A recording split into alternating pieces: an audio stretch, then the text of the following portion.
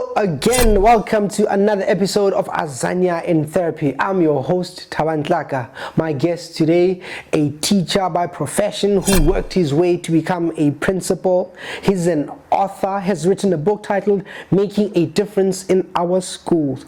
He is also a prolific children's writer whose books have earned him prestigious literary awards, including the Mnet Prize. Please welcome my guest today. My name is Lazarus Malebana, the author of the book The Bus Driver, Leadership Lessons from Running Comrades. Yeah, I started off as a teacher from high school for 8 years. Then I moved to primary school for more than 20 years. I enjoyed that part because, I never thought I'd be a teacher initially, in fact, because I had other dreams and other aspirations. But then I decided to fall in love with teaching, and I realized that it resonates with who I am as a person because I want to help people to achieve their goals. So teaching really made it easy for me and practical for me to be hands-on in terms of helping people achieve their goals. Helping those little ones, seeing them around you, changing who they are. These days it's so hard and so difficult to bring up kids, but as teachers, we do have that power, that ability to change and influence the young ones and help them to become, the people or the people they want to be in the future. So we do have that ability as teachers, but given the circumstances and the changes that are there in our community, it sometimes becomes so difficult to to teach these kids these days because there are so many things that have come into place and there are so many rights that came into place, but there are less responsibilities that have been given to these little ones. But as teachers, we have that responsibility. We cannot shy away from it, and it is our God-given responsibility to make a better society, a better community out of the kids that we are given responsibility by the parents and the community. Okay, I wrote a book entitled How to Make Our Schools Better, and I also said it's lessons from the goats. So I grew up from the rural areas where I've tended the sheep and the goats, and I've seen how they go through life and how, as a young boy, as a young shepherd, how I had to take responsibility and how I have to make sure that on a daily basis they get fed, on a daily basis, they get nourished. So those lessons, I took them to my context where I was working as a school principal, and I said, as I've learned from these goats, from this sheep, I think there's a lot that we have a responsibility as educators, as leaders in that sector, that we can lead people and we can help them, we can nourish them, we can give them direction, we can make sure that they are well fed in terms of knowledge, in terms of the ability to change and move society. So as a leader, it was quite a big challenge for me because I was the youngest person in that school, for instance. They were all elderly, but it was not about age, it was not about who they are, but it was about the tasks that at hand that I had to execute as the leader at the time. So I've learned from my experiences from my rural area, like I've said, but those lessons, they had taught me that when you work with people, they need your care, because if you don't care, people don't worry much about you because they are looking more at you caring for them. In fact, you are there for them. You are not there for yourself. So you look after them, you take care of them, and you make sure that their needs are met. And in that way, it was easy for me to lead in that school because people could see the compassion, they could see that as a leader, you care for them, and the rest, they'll just take care of everything without you, taking the baton and, being harsh and being bully and all this, because now it is like they are treating you as their parent, as their father, even if you are younger than them in age, but because of your attitude toward them, then you will reach high because they say, okay, this is the person that we can work with, this is the person who understands our problems, this is the person who understands who we are as individuals, as human beings, before we are even teachers, for that matter, because we start off as people before we become anything that we are in our career.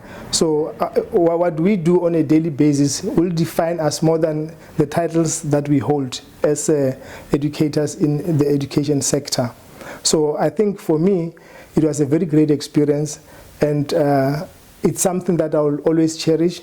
It's something that I think maybe as we grow into these new eras, into new developments, we could carry that concept of Ubuntu that will help us to change the people that we work with, to help us change the communities that we impact. So that Ubuntu part is what, drove me into trying to lead the community that I was part of. So I enjoyed that really, really, really much. It is the sad state of affairs in our country that the grade 4s cannot read. Like you said, there's been research, there's been found, you cannot dispute that. People did research based on that. It is very disheartening, given the fact that, in the new dispensation where we think there's technology, there's a lot of improvements coming into place. We think as a country that we have moved a step ahead.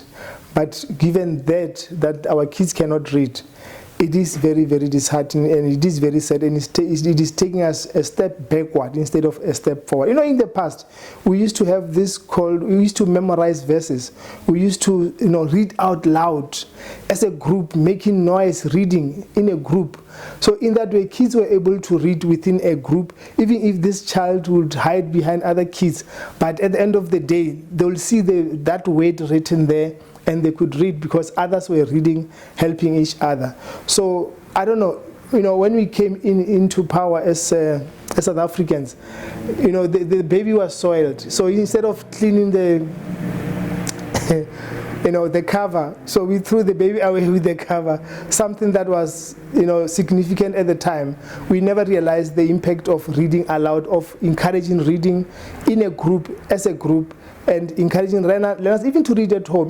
These days you say to parents, this is the reading verse, the kids should go and read. Unfortunately, parents will tell you they cannot read, or most of them, they don't have much interest in what their kids are doing.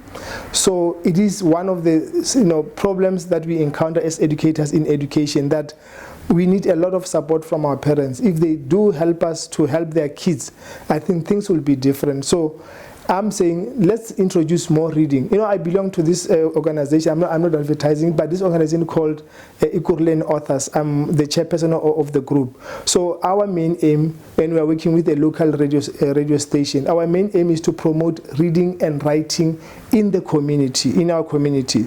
And there's been such a lot of positive response from the community, and they are saying, I think our kids will benefit from this, because we are trying also to reach out to libraries that are in the localities, that they should also help us to promote this culture of reading and writing. So there are some green shoots in those kinds of projects, but we still have a long way to go. But I'm trying to say, if we take initiative as parents, as communities, and take this as part of our responsibility as a community, we'll reach somewhere, because it's not an isolated thing. If my child cannot read, if your child cannot read, we have a blind community. We have a blind, leadership that is going to take over the country. I mean, really, being led by somebody who cannot read at this time, at this era, is going to be a very, very big challenge, because they need to understand the world that they are living in. They need to understand the things and concepts that they are dealing with within their area of influence. So it is going to need all of us to take arms, to stand up and say, let's challenge this monster of poor reading or non-reading, because it is a monster to me. Because if a child cannot read grade 4, it's around 9-10 years. The child should be able to read from grade 3. They should be clear and fluent from grade 3, but it's not happening because, we don't know. But as educators, we should know and find ways to influence those that are, in our leadership, those that are leading us in the education sector, and see, why is this happening when we are all there? And we can read now, we can write now. Why can't we bring back the things that help us to read and write? Why can't we bring back all those, skills that we had before, and bring them back into the schools, into the communities. Let's engage our communities. Why can't we have workshops? Why can't we have public reading spaces where we promote reading as a key thing in our communities? Why can't we call upon all the education sectors, the people that are involved, even people that are leading us?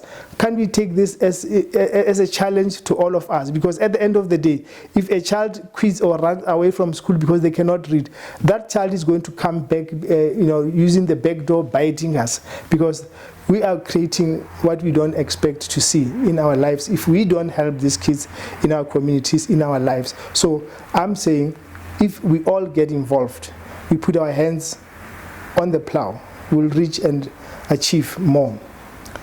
I started writing my first published work when I was in standard 9, which is grade 11. So that encouraged me, because at the time I thought people who write are just, they're far-fetched. You cannot see them. They're not real. I thought they're not real people, because I've never seen anyone as a writer in my community. But fortunately, I was so privileged to have that. So as communities, as people, we need to instill this culture of reading and writing from a very, very, very early age. And like I said, it needs, a concerted effort from us, that let's read and write. Because, if you read, you can hide. It's so sad that there are some, cliche that says something like, if you want to hide something from a teacher, put it in a book. I mean, your job and your career is about reading those books. So I said, let's write, because then, you realize, there are some books that you read and you feel, but can we have books that are being inspired by our own people from our local communities? Because all what we read has been imported to us. You read about the lives of people from another country, from another continent, but why can't we have local context? Why can't we have local content that we can consume here? Relate things that we do, the things that are affecting us on a daily basis. Why can't we make our own writers, create our own writers within our own spaces, and let us read them in books? I know Shakespeare is very good. I read Shakespeare. He's a great writer. He did quite a great lot of work in terms of literature and writing. But we do have people within our community. Why can't we promote them? Because my aim was, let me write, whether somebody reads this, because one of the challenges that we have as in South Africa, they say we have got 11, now 12 official languages. You can never ever find a Sepedi book on I won't mention names, but on a local bookstore, unless if it is being prescribed by the schools. So where are we? Because now the readership is who are we that we so much hate our language that we can only read English or Afrikaans, if maybe Afrikaans. But then that readership, that culture of reading and writing has been eroded, or it was never there, or it's not taken seriously by us as a community, as a people. So it starts with us, that let's write in our own languages. Let's write in our own stories. You cannot have somebody tell your own history. I'm so glad that now the history of South Africa is being written by local people, and especially black South Africans, so that they can tell their own stories. We need such kinds of people who can relate to who we are, taking it from what we have been through as a people without hiding or diminishing, who we are as humanity. So I wrote children's book to encourage our readers, our young readers, our young minds, that let's have and let's consume our local content. Because why not? Why should we always look outside when we want to progress in our own space, in our own lives? So it's encouraging. And I also encourage the kids in schools that they should write their own stories. These kids, when they play, and there's this thing, they call it Tlaka, I don't know what language is, Sotho or Zulu.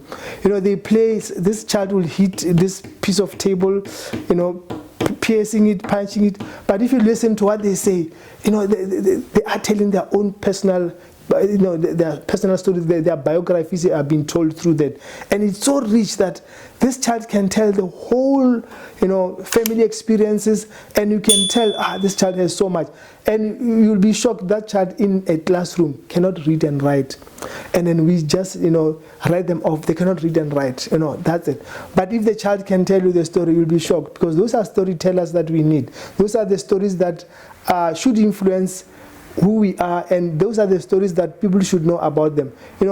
If you listen to those stories, you'll know everything about that child, their home background, how they are treated at home, how the challenges they have. And I was so impressed that we have storytellers within our communities, and it's not about age, it's about what the person can deliver at any age for that matter, because I'm talking about primary school kids who tell these stories. That's what they commonly use the word. So our local content is very, very important to us and to everybody that lives in our country. Okay, I've now written a new book. It's called The Bus Driver, Leadership Lessons from Running Comrades. So this book, I've used the Comrade Marathon as a metaphor for leadership. So this book tells the story of life. It says, beyond your limitations, beyond the obstacles that you can face in life, you can achieve. There is a better you beyond your perceived limitations, because sometimes limitations are what we put on ourselves. So it says life has mountains. In Comrades you go uphill. Life has values. In Comrades you go downhill. And as you go uphill, you feel the pain, you feel the challenge. But when you reach the pinnacle, when you summit that hill, you can see far from that top of that mountain. You can see further. You can see from different angles, and there is fresh air up there. But then you have to go through the valley and move upward. So what I'm saying is, we should not shy away from the obstacles. We should not shy away from what is challenging us, what is facing us. I mean, if that were so, why don't the drivers make a U-turn when they see a speed hump? They go over the speed hump, because that's how you reach your destination. So it is crucial that as people, as humanity, we should face our challenges so that we can become better people after those experiences. I've seen comrade runners, after every race, most of the race, during the race, as they cross the finishing line, you see some of them crying. You see some of them in serious emotional situations. But I've realized they don't cry because of the pain or because of the fatigue. They cry because they've discovered themselves. And more so, they've discovered that you need pain, you need fatigue, you need the torture for you to achieve your goal.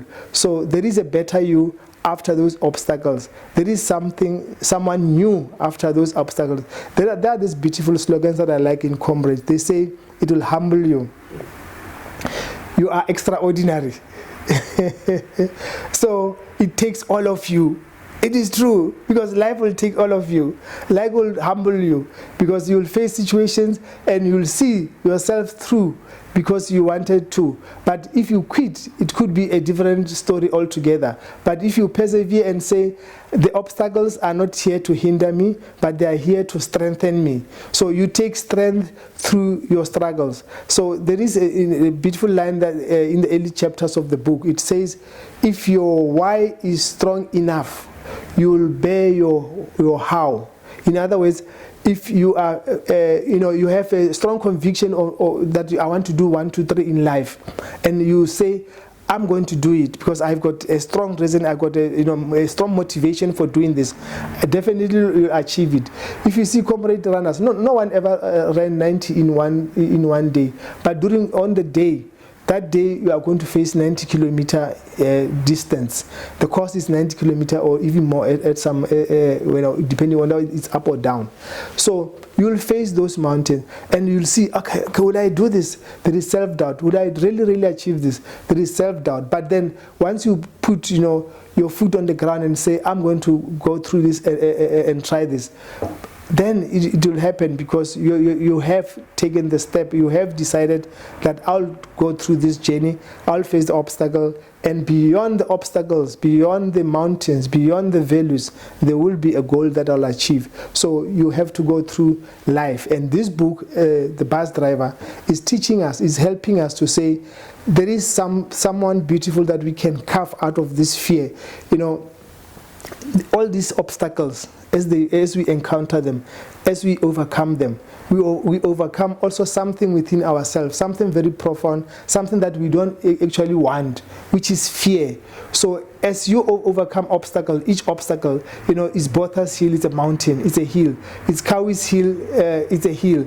It's Inchanga hill, it's a hill. It's Polishot, it's a hill. As you overcome these hills, these obstacles, you discover something, and you also conquer something within yourself, which is, as I said, it's fear. So fear of the unknown, fear of the things that you are going through. You just need to put yourself through that, because you can only be strong if you go through the fire that you are facing as a person. And that's what the book is trying to teach, and that's what the book is trying to tell us, that we have to face our challenges. There was a time, in fact, it was my first comrade. So about 70 kilometers, it was a down run. And I said, I cannot make it. I want to quit. I said, ish. But then I remember that I spent sleepless nights training, practicing, and I even covered more than 1,000 kilometers during the training, not on the day. But then I felt this is too much. I didn't kill anyone. I'm not going to be paid for this, because all I am going to get is that tiny medal at the end of the race. And I wanted to quit. And this lady said, Lazarus, you can make it. I said, Lazarus, I'm in Durban. I thought nobody knew me here. I said, wow, somebody knows me in Durban. All of a sudden, there was what we call the second wind. The energy came back, and I was so emotional, and suddenly I could run further. I could run further because of that person who encouraged me. What I'm saying is, in life, there are people who encourage you, people that you don't even know, people that you didn't even expect, but there is encouragement in life, and in Comrades, it's one of them. You know, as these people cheer you as you run, you know, you feel like they know you, but I only realized later that they don't know me. My name was on the tag. They were reading my name from the tag. I only realized later that, they don't know me. But anyway, it helped. So, and also, there was this gentleman, because I then joined the bus. There was this guy who was struggling, and we ran for a long distance together. But then after I